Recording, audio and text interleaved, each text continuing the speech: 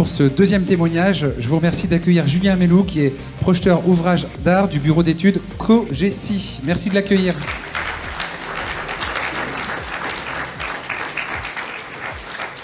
Alors, on a beaucoup parlé bâtiment, Julien Mellou.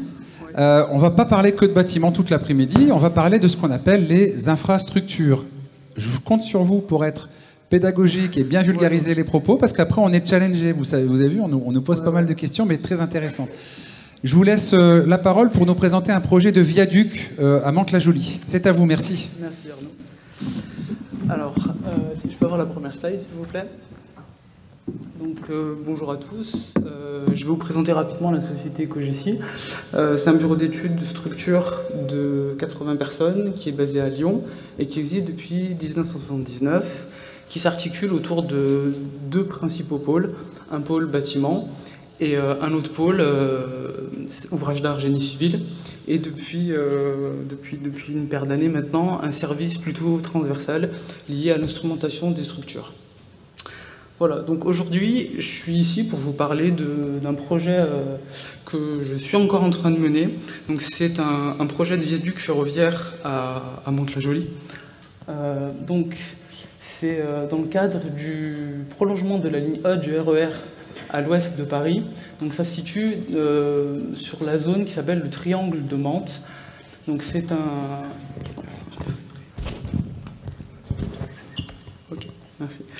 Donc ça se situe dans le triangle ferroviaire de Mantes-la-Jolie. Donc le projet comporte donc deux zones. Une zone donc, de 600 mètres de long, donc c'est le viaduc à proprement parler, et 200 mètres de murs de soutènement en fait, qui constituent les rampes amont et aval pour accéder au viaduc. Donc ce projet de viaduc s'inscrit dans un cadre un peu plus large de restructuration de la zone ferroviaire de Mantes. Donc, la restructuration des installations entre deux faisceaux de voies existants et à terme la création d'un atelier de maintenance des rames du RER et d'un parking. Donc, ce projet est sous maîtrise d'ouvrage SNCF Réseau qui en assure également aussi la maîtrise d'œuvre. Donc, ensuite, le groupement de travaux est constitué de Bouygues, de Victor Buck, de Bouygues pour le béton, de Victor Buck pour la partie métallique de l'ouvrage, de Sol Étanche pour les fondations profondes. Et donc c'est à ce niveau que COGECI intervient. Donc on est sous-traitant de Bouygues pour les études d'exécution des structures béton de l'ouvrage. Donc est-ce qu'on peut avoir la slide suivante? Voilà, merci. Donc là, vous pouvez voir sur l'image du haut, donc on aperçoit le viaduc qui devra franchir toutes les voies qui seront construites à terme. Et puis la seconde image, donc c'est une image de conception qui date de la genèse du projet, où on voit une autre perspective sur l'ouvrage. Merci. Donc, est-ce que je peux avoir la diapo suivante? Merci. Donc le BIM, pourquoi? Donc le maître d'ouvrage, donc SNCF Réseau, avait défini en amont du projet clairement ses besoins en termes de BIM. Donc il se décompose au nombre de deux grands axes principaux. Le BIM au service du projet de conception-construction, donc à savoir améliorer la cohérence des pièces produites, donc j'entends par pièces graphiques, améliorer la qualité technique des études, communiquer et décider auprès d'élus et de associations de riverains, faciliter les échanges entre les différents acteurs parties prenantes du projet, pérenniser, fiabiliser et ouvrir les données livrées, donc l'ouverture des données au sens open BIM du terme. Ensuite, le deuxième axe souhaité par le maître d'ouvrage pour le BIM dans le cadre du projet, préparer la maintenance de l'ouvrage et anticiper la démolition à terme, si nécessaire, de l'infrastructure. Donc, ensuite, les objectifs principaux souhaités par la maîtrise d'œuvre. Donc, capitalisation des données et enrichissement des futurs concepteurs BIM. Donc ça, c'était pour leur culture d'entreprise. Initier la démarche initier et poursuivre la démarche entamée au sein de SNCF Réseau, être pionnier de la culture BIM au sein de l'entreprise SNCF, enrichir les futurs projets d'infrastructure et leur base de données. Donc ensuite, ils ont voulu du BIM comme étant une aide à la prise stratégique du projet. Donc les aider à la définition des stratégies marché, optimiser la structuration et production des livrables ACT. Donc les livrables ACT, c'est géré par le maître d'œuvre qui assiste le maître d'ouvrage dans la passation des contrats de travaux. Et ensuite, donc dernier but souhaité par le maître d'œuvre, préparer la phase réalisation de chaque projet, et notamment les phases exé et la production des DO à BIM. Alors, ensuite, je vais vous présenter pourquoi le groupement de travaux a souhaité utiliser le BIM. Donc, un premier préalable, c'est que toutes les parties prenantes conçoivent et mènent leurs études d'exé en BIM. Donc, c'est un prérequis obligatoire pour atteindre tous les objectifs suivants. Donc, comme mes collègues précédents, c'était une collaboration voulue en BIM de niveau 2, où chaque entité produisait sa maquette, et ensuite, on montait une maquette fédérée. Donc favoriser l'open BIM, donc qui dit plusieurs métiers, dit plusieurs logiciels, donc privilégier le format IFC dans les échanges, établir une pré-synthèse,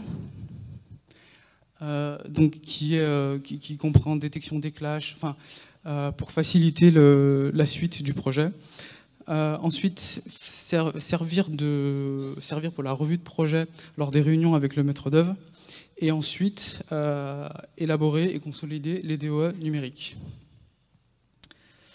Alors, le BIM, maintenant, comment on a mis en place, donc je vais m'attarder sur la partie du groupement, parce que, étant sous-traitant de Bouygues pour le projet, on faisait partie de ce groupement de travaux. Donc, les organisations qu'on a mises en place se dénombrent de 4.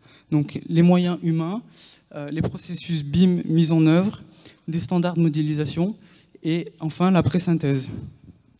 Donc tous ces items, en fait, ils sont rédigés et développés au sein du BEP, donc le plan d'exécution BIM, qui est soumis à l'approbation du maître d'œuvre. Ce document, en fait, décrit point par point comment le groupement va répondre à la convention BIM mise en place par le maître d'œuvre.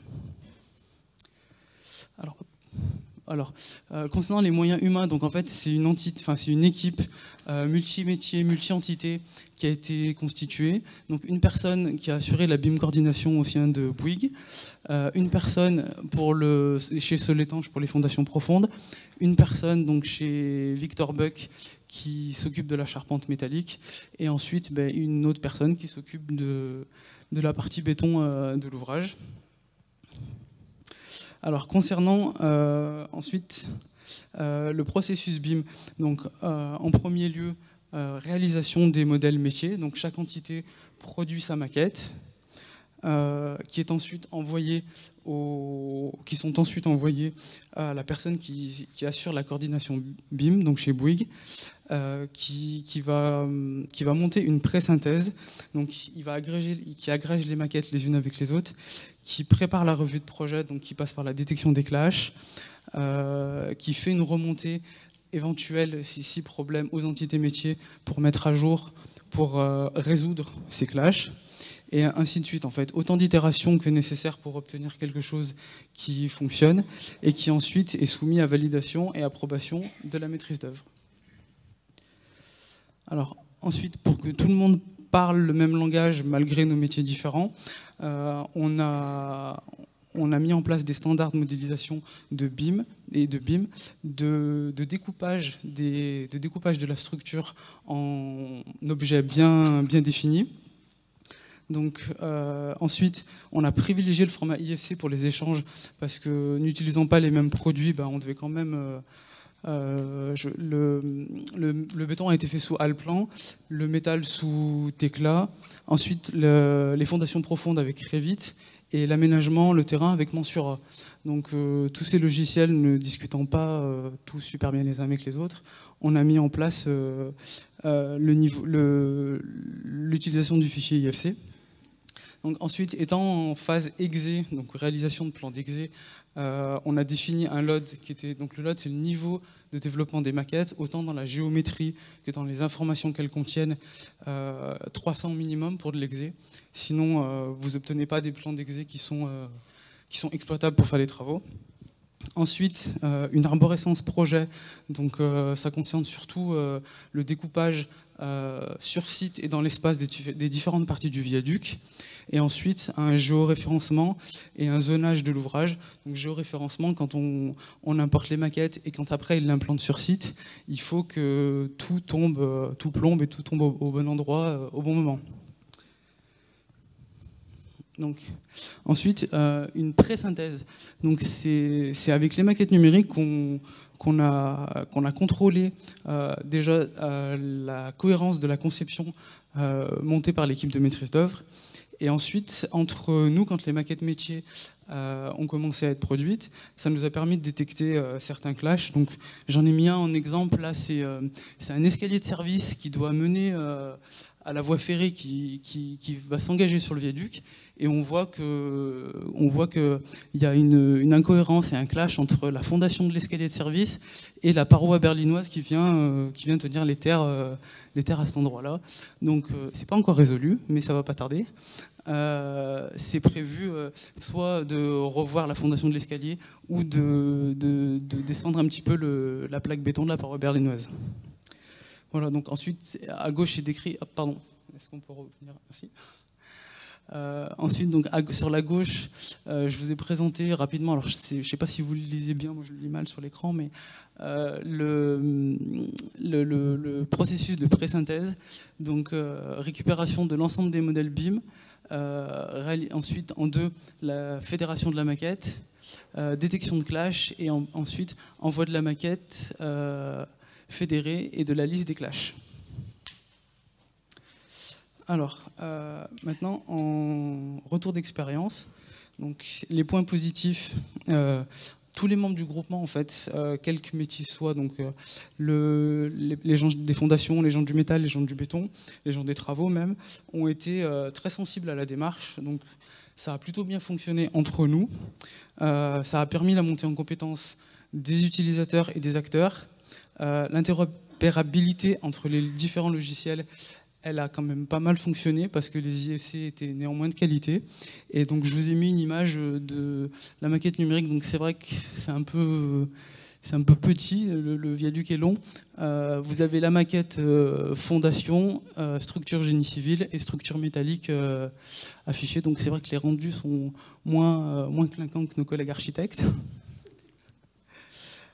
Ensuite, donc, je vais m'attarder sur les points de vigilance. Donc, il faut savoir que sur ce projet, en fait, les gens composant l'équipe maîtrise d'œuvre exé étaient différentes de l'équipe maîtrise d'œuvre DCE. Donc, du coup, il y a eu des changements de personnes et notamment aussi des changements de sensibilité et de maturité vis-à-vis du processus BIM.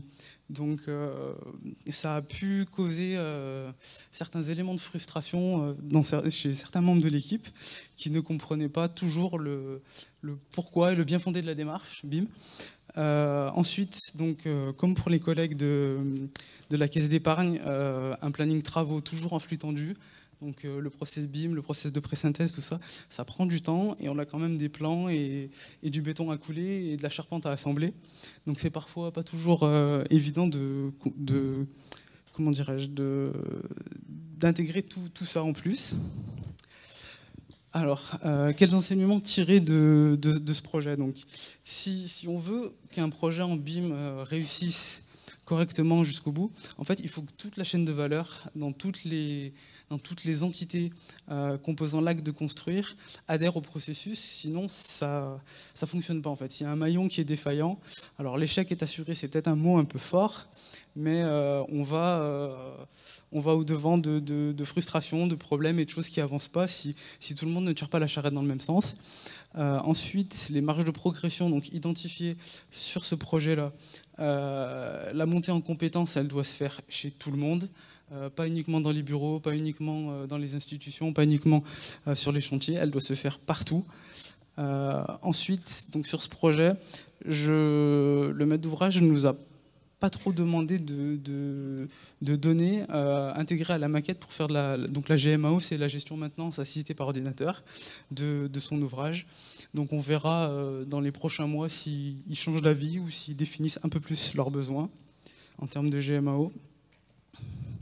Ensuite, donc, mise en perspective, donc ça c'est une analyse un peu personnelle sur le contexte et les différents acteurs vis-à-vis du projet.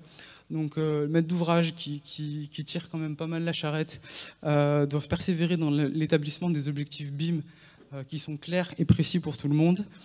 En termes de maîtrise d'œuvre, donc maturité BIM qui est différente entre certaines équipes conception et certaines équipes exé.